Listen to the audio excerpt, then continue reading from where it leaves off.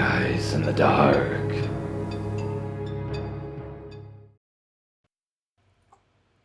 I have to leave some identifying details out in this story. I was living in a very secluded place. I got a reference from a friend who was busy to babysit for this family who was vacationing nearby at a house near the ocean. House turns out to be less than a mile from the beach, with nothing but sand between us and it. There were only a couple vacationing homes, and they were all pitch black when we arrived. The dad picked me up from the house. There was no moon or street lights, so I couldn't see the ocean, but we were close enough to hear it. This would have been creepy enough all by itself. So the parents leave. We have popcorn, and then we watch some TV for an hour or so before it's bedtime. The kid is about 3 or 4. I wasn't quite sure. He didn't tell me at all. So with our current horror movie local, with this creepy thing number 2, I put him in this travel crib to sleep in and settled down in a chair in the room because I thought maybe he'd be scared to go to sleep alone in a strange place with his parents gone. Well, he proceeded to kneel in the crib and stare at me through the mesh walls of it for a solid 30 minutes. I tried coaxing him to lay down, offered to tell him a story or two. About this time, the mom calls to check in on him.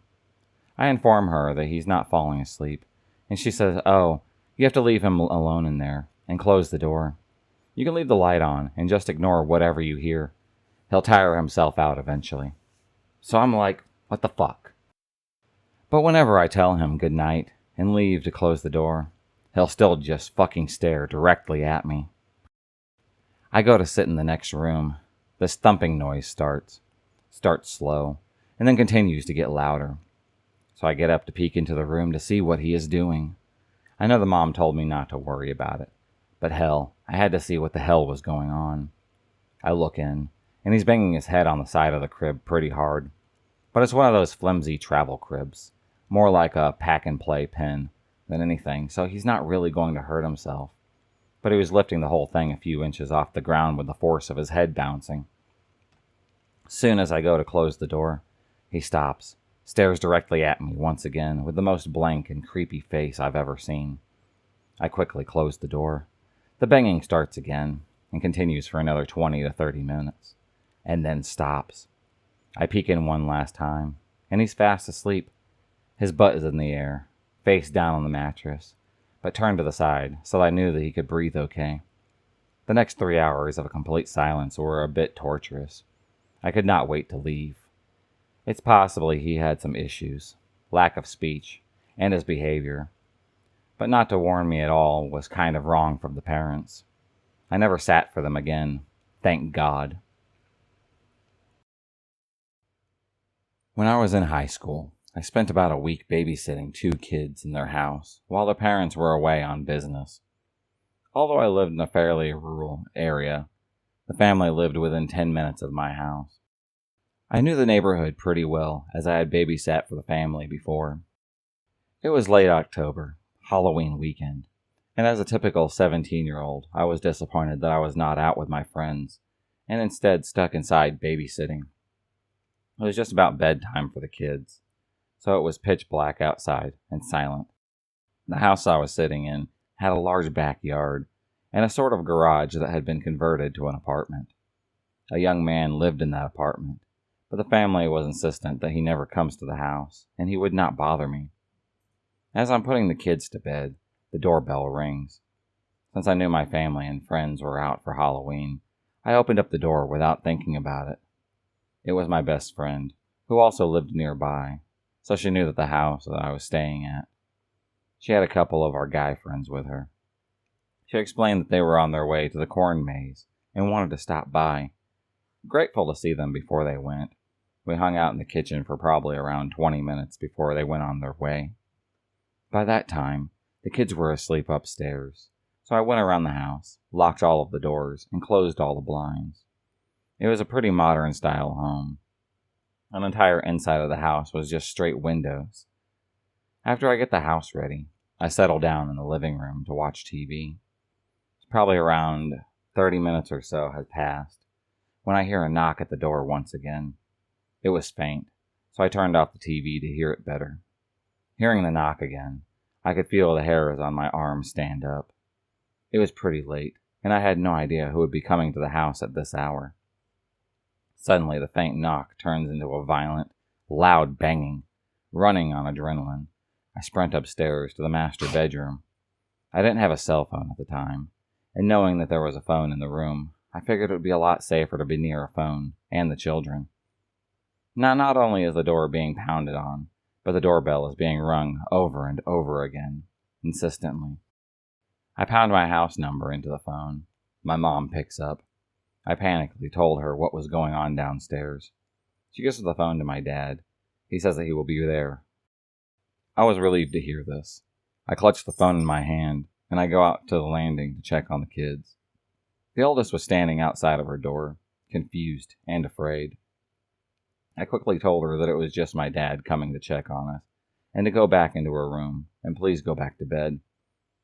After she goes back in her room, I rush downstairs to make sure that the doors are all still locked, running past the wall of windows to get to the door. Suddenly, all the windows start shaking violently. I'm absolutely terrified at this point, so I run to the TV room, look for something that I could use as a weapon. Suddenly, the ringing and pounding just stops. I sit there stunned, in absolute silence. Then a single doorbell ring shatters the silence and makes me practically jump out of my skin. Feeling a rush of relief upon realizing that it was my dad, I rush to open up the door. There was nobody there. I slam the door shut and run to grab the phone. I call my house once again. "Mom," I whisper, "is Dad there?" She tells me that he can't find the car keys, and he hasn't even left yet. I feel the blood run out of my face. I'm crying hysterically at this point, so my mom stays on the phone with me and tells me when my dad finally leaves. I see a pair of headlights come tearing through the dark. The sheer speed of the car told me that it definitely was my dad. I throw open the front door and I run out. Suddenly, from around the corner, 3 shadows come out. My dad, wielding a baseball bat at this point, runs towards the shadowy figures, screaming and waving his arms. The closer that they get, I realize that it was my friends. Instead of going to the corn maze, they decided that it would be fun to scare me on Halloween. I felt a rush of relief and anger. My dad bitched them out. And although I did not get a lot of sleep that night, I was happy to know that it was just my friends playing a prank. I know this story is kind of lame, but it was honestly the scariest moment of my life. I was truly afraid for my safety and the children that I was looking after.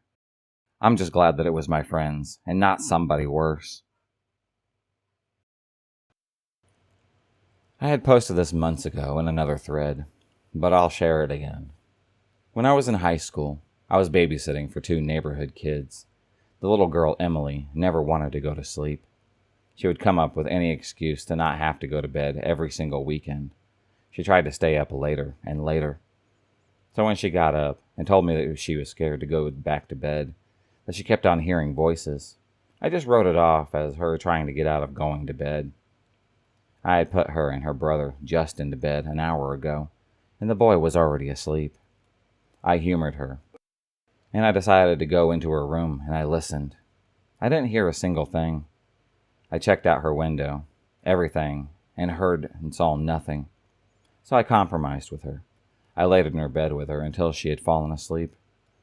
After she fell asleep, I went in the hall, and then I heard voices. I felt all the blood rush out of me, and all I could think about was Emily coming into the living room an hour ago crying that she was scared, that she had heard voices begging me to believe her. And the voices were coming from inside the house. More specifically, down the hall where Justin was. I went over to the room and I knocked. I don't know why I knocked, but I think I was just so scared that I didn't know what else to do. The voices had stopped instantly. I heard Justin. It sounded like he was crying. He was around 9 years old at the time, and his parents were taking a weekend trip away. I opened up the door, and he was laying face down on the bed crying. I was sort of relieved that I figured he was just upset his parents were going to be gone so long. And I had made the whispering up in my head. So I went over to the bed, tried to ask Justin what was wrong, and he said, "They're here." The next thing I know, I hear the closet door being banged open, and I hear screams. I just threw myself on Justin.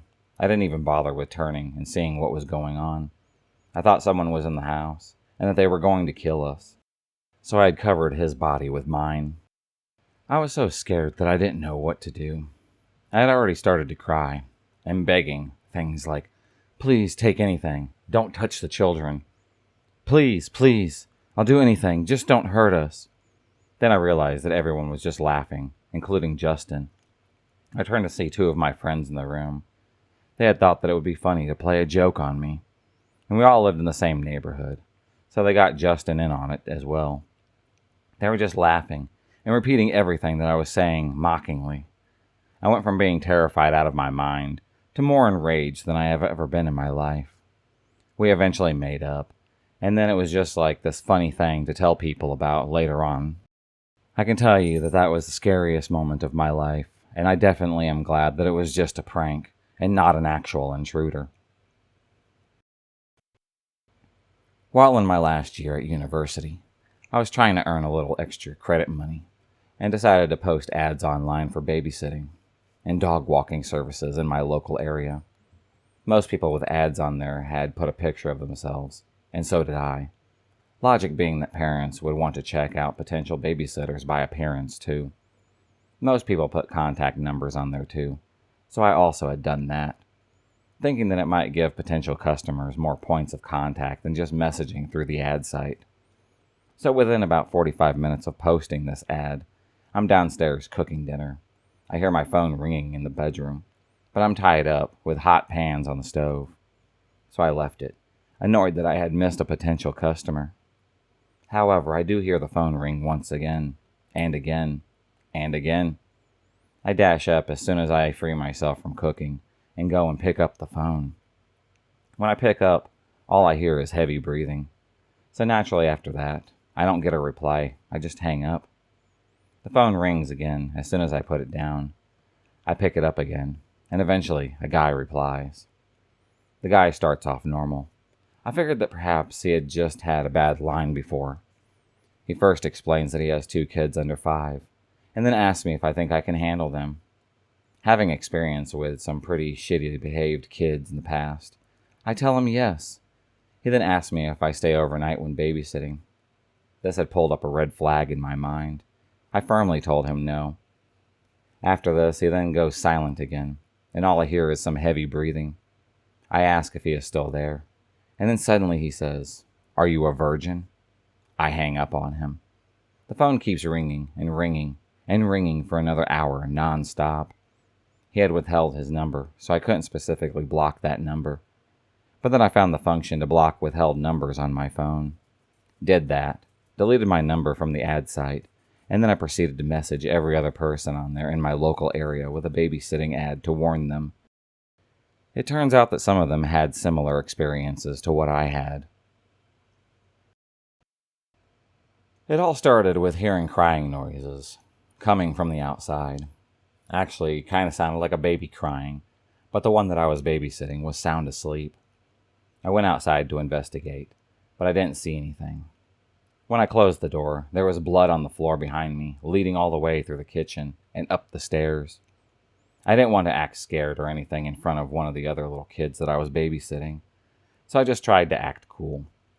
Kept saying, "It's all right. It's probably nothing," while in my head I was screaming, "What the fuck? What the fuck?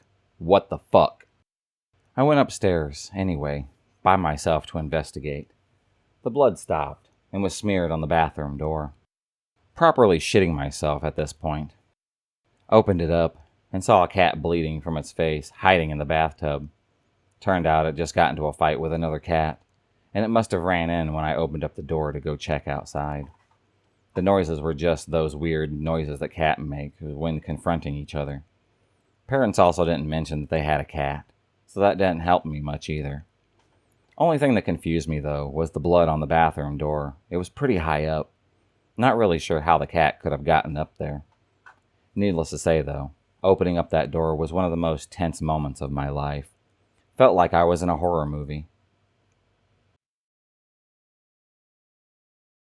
Have you ever wanted to talk with your favorite anime characters? What about some of your favorite movie characters? With Tipsy Chat, you can let your imagination run wild with stories for any kind of scenario. Tipsy allows you to have a full story right at your fingertips with unlimited potential. With Tipsy Chat, you can run through the multiple character selections, even create your own character for free, and let yourself have fun. The sky is the limit. With my invitation code and the link that is in my description, you can get a free 100 diamonds just to try it out. The family that I babysat for needed me to work while the mother was in her office working with her clients. She would still be home at the time, just not able to take care of her kids. The kids were 6. We'll call this one John, and 4. We'll call this one Colin. My job was to keep the children alive and entertained. One day the mother told me that I could take them out back, let them use the trampoline. While jumping, Colin accidentally hurt John, who then hit Colin back. I warned John not to do it again, but he did it, twice. I grabbed John, told him that he was going to have time out. I had him put on his shoes while I spoke to Colin. I explained to Colin that I would be right back, and looked directly at John. John was about halfway back to the house when he realized that I was not with him. He immediately sprinted into the house, locked the door right behind him. At this point, I was sprinting around the house to the other door that I knew was open. I jumped inside the door to see John nearly make it in time to lock the door. He proceeded to scream like a burning banshee. I grabbed him, and I take him to his room. All the while, he screamed for his mother that he knows is in the room right across the hall. I brought Colin inside and had him color downstairs. Within about 5 minutes, I heard the upstairs door open. John was leaving the room. I went to go check on him. He saw me, screamed, ran right back into his room, and slammed the door. This happened at least 5 more times, one in which he actually locked himself in the bathroom instead of his own room. Eventually, his mother had came out, explained to him that I am in charge, and he needed to apologize to me and to Colin before he could even leave his room. He cried, ran right back into his room. The mother went back into her office, and then continued to work. Half an hour later, I hear the door open once again, and John walks downstairs and started playing with Colin. I asked him what he was doing. He acted like nothing had happened. I asked him if his mom wanted him to do anything. He said no. I told him that I heard everything. He screamed and then ran back into his room. For the next hour, he disguised himself as a pirate, a pumpkin, a trash can, and a woman named Jill, trying to sneak out of his room. This continued until he stepped out of the room where I was waiting for him just inches outside. This time he got a little creative and tried to push me aside. He sprinted forward, tripped, and then fell into a basket. He was screaming and crying louder than anything that I have ever heard. His mother then stepped out, apologized, paid, and then sent me home. I had babysat for this family many times before. Half of the time, shit like this would happen. I have not babysat for them since. Basically, it was just some crazy kids who tried to fool his mom to disguise himself as a pumpkin and walking like he was in Scooby-Doo. When I was about 12 or 13, I was babysitting for a neighbor. They had a 9-year-old son and a 7-year-old daughter. I usually played around with the son, as he was just old enough to not feel like I was humoring a little kid. The little sister would just tag along. For some reason, she had a fit that day that I never played with her. I felt pretty bad, as I was kind of ignoring her, and didn't want her to tell her parents that I didn't dole out the play fairly. So I decided to play dolls with her. Her brother had gotten mad, and started having a little fit about it himself. I rolled my eyes at him, and told him he wasn't a baby. He could handle me playing with his little sister. I then went into her room, because she wanted to play with the big dollhouse that was in there. I play with her for a couple of minutes before I hear the son's footsteps stop in the hall in front of the open door. I turn around, expecting to end up rolling my eyes at him once again. He was holding an axe, a little one, Boy Scouts, I think, and looked very, very mad. I reflectively closed the door and held it shut. He started hacking at the door. I had my back up against the door as I was holding it shut. I kept imagining him hacking all the way through it into my back. I was screaming and crying for him to please stop. I said, "I'll play with you. I'm sorry. Please, just stop." His parents had to come home with amazing timing right about then. He ran into his own room, and I ran downstairs to them as quickly as I could. I told them what had happened. I wonder what happened to him. A few years ago, a mother and a father that I babysat for decided that they needed a break. They wanted to head out for a night on the town. So they called me, their most trusted babysitter. When I arrived, the two children were already fast asleep in bed. So I just got to sit around and make sure that everything was okay with the children. Later on in the night, I got bored, so I wanted to go watch TV. But I couldn't watch it downstairs because they didn't have cable downstairs. The parents didn't want their children watching too much garbage, so I called them, asked them if it was okay if I could watch TV in their room. Of course, the parents had said okay, but I had one final request for them. I asked if I could cover up the large clown statue that happened to be in their bedroom with a blanket or a cloth, because it made me very nervous. Suddenly the phone line was silent for a moment, and the father, who was talking to me at the time, said, "Go take the children out of the house. We'll call the police. We don't happen to have a clown statue." I quickly ran and got all the children and got them out of the house safely. The police later had caught the clown impersonator running down the street. It just so happens that the clown was an enraged serial killer who had escaped from jail. He's now locked up and is harm to no one anymore. I'm just glad that I happened to ask them about that, because God knows what could have happened to me if I just sat there and watched TV. I was in grade school at the time and was told to watch my brother, a year younger than me. My doorbell had rang once. I didn't answer because I was taught to never answer the door when young and home alone, so I just ignored the ring.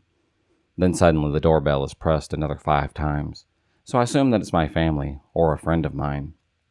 I go into my dining room and peer through the window. A man in a trench coat with a hat is walking away from my home and starts pacing in the driveway. I freak out and check that my back door is locked. I get my brother to do the garage and the front door. The man comes back as my brother is sitting underneath the door, as the man is now only knocking and ringing the doorbell.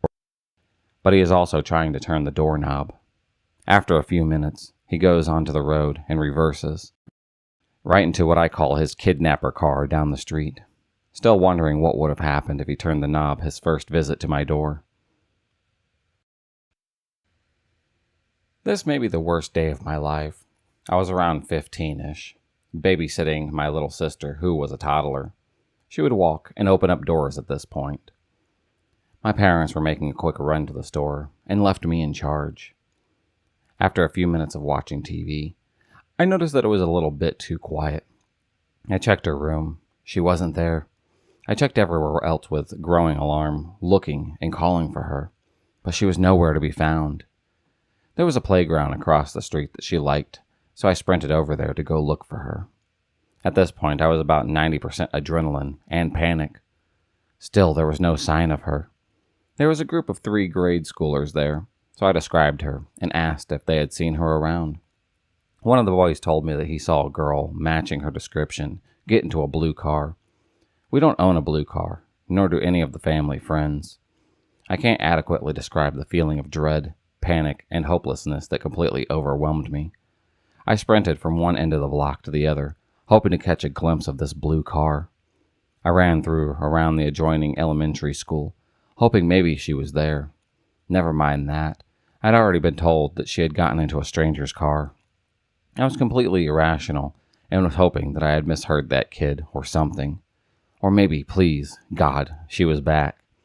After some kind of eternity of hell, I ran back home to call 911.